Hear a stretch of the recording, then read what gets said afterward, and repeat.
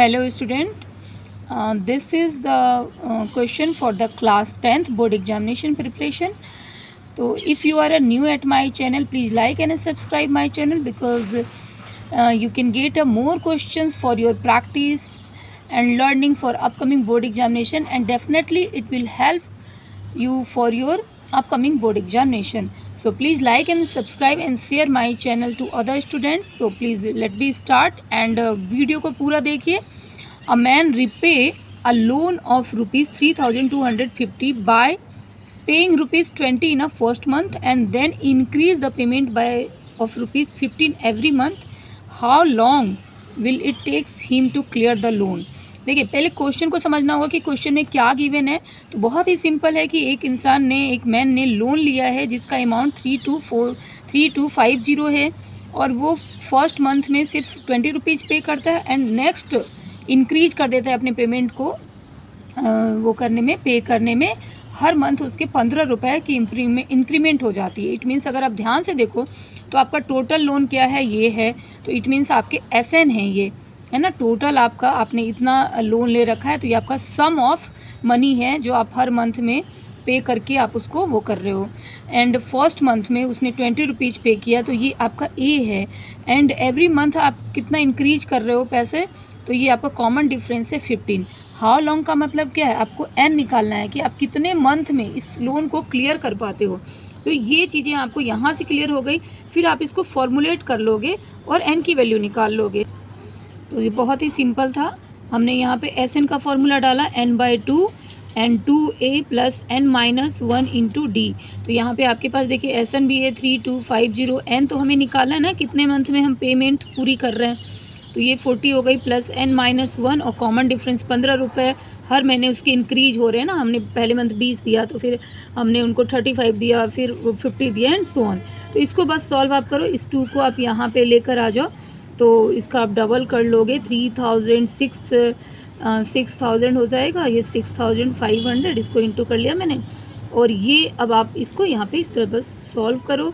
15N-15 यहाँ सब पे भी सॉल्व जब आप करते हो तो बहुत ही ध्यान से करो. आप थोड़ी सी प्रैक्टिस अगर ध्यान से करते हो तो आपके कैलकुलेशन में एक थोड़ा सी क्लियरिटी आ जाती है. तो कभी भी प्रैक्टिस करो तो ध्यान से करो. देखो 40 में से 15 चले गए, तो ये 25 प्लस 15N. अब देखो ये क्वेश्चंस जो है मैं साथ में बता भी रही हूँ कि बच्चों को आती है, बट पेपर में क्या है ना कि वो उनसे गलतियाँ हो जाती हैं. क्यों? क्योंकि वो इन चीज़ों पे कभी कभी हमारे से भी होती है कि हम माइनस करते हैं, नंबरों को देखते हैं और कुछ और लिख देते हैं. तो इस पर आपको बहुत कमांड रखना चाहिए. कैलकुलेशन पे पहले समझना है, फिर कैलकुलेशन पे कमांड करना है. तो ये आपका 15N² हो गया. अब ये आप देख लो, ये आपका क्वाड्रेटिक इक्वेशन के फॉर्मेट में आ जाता है. तो अब without factorisation we can not solve the equation. Okay, तो यहाँ पे अब आप फैक्टराइजेशन करोगे, ये हम इस साइड लेकर आते हैं तो हमारा ऐसे आ जाता है. अब यहाँ पे पॉसिबिलिटी क्या है, पहले हमें 5 से इसको रिड्यूस कर देना चाहिए. So can we get a simple one quadratic equation. हमें थोड़ा छोटा मिल जाएगा, तो 5 से मैं रिड्यूस कर रही हूँ. 5 कॉमन मैंने ले लिया है यहाँ पे, तो 3 जा और ये 5N, और इसको अगर हमने लिया तो 1300 आएगा. ये 1300, 13 5 जा 65. ओके, तो होप यहाँ तक क्लियर है. अब इसको हम फैक्टराइज करते हैं. फैक्टराइजेशन का रूल देखिए क्लास 9th में ही आपने पढ़ रखा है, इसलिए क्लास 9th से ही आपको अच्छे से ध्यान देना चाहिए मैथ पे. तो 1300 इंटू 3 हमें करना होगा यहाँ A इंटू C, और ये आ जाता है आपका 3900. अब 39 को इस तरह से आप प्राइम फैक्टराइज में करोगे जिससे कि आपको ये डिफरेंस जो है ये 5 का आना चाहिए. अब इसको करके देखते हैं कैसे होगा. अब ये देखिए 3900 को हम क्या लिख सकते हैं, अगर हम इसको प्राइम फैक्टराइज करें तो इसे हम लिख सकते हैं. पहले मैं इस तरह से इसको स्प्लिट करूँगी. 39 इंटू 100 लिख सकते हैं. अब 39 को 13 इंटू 3, और इसे आप लिख सकते हो 20 इंटू 5. अब कॉम्बिनेशन बनाने की मेरी कोशिश है. तो देखिए यहाँ बहुत ही क्लियर वे में दिख रहा है कि 3 इंटू 20 एंड 30 इंटू 5, 65 इंटू 60 अगर हम करते हैं तो we get a same number, और इसका जो डिफरेंस है वो हमें 5 मिल जाता है. तो फैक्टराइजेशन के यही रूल होते हैं जिससे आपको कॉमन मिल सकता है. तो ये ध्यान होना बहुत ज़रूरी है, प्रैक्टिस यहाँ पे बहुत ज़रूरी है. तो ये देखिए इनका आपको क्या आ रहा है यहाँ 65 प्लस में लिखा मैंने क्योंकि प्लस चाहिए और माइनस, और ये 1300 हमने लिख दिया।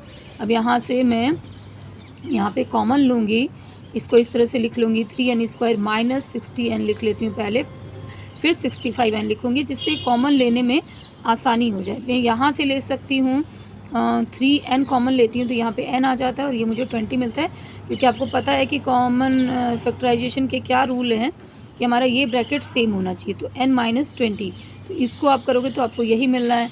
तो इस तरह से 3n + 65 आता है आपके पास में और n-20 आता है। तो ऑब्वियसली आप इंटीजर्स में तो लोगे नहीं, है ना। ये -65 तो n की वैल्यू -65/3, ये तो पॉसिबल है ही नहीं। तो n की वैल्यू 20 आएगी। इट मीन्स 20 मंथ में वो रीपे कर पाएगा अपने लोन को। This is not a month because it is a negative, इसकी कोई मान्यता ही नहीं भी। तो hope this question is a clear to all of you.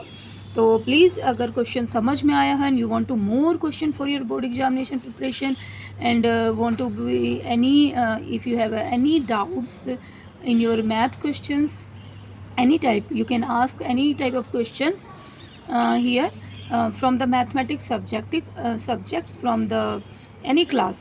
So you can ask in a comment section box. So next video तक के लिए bye bye.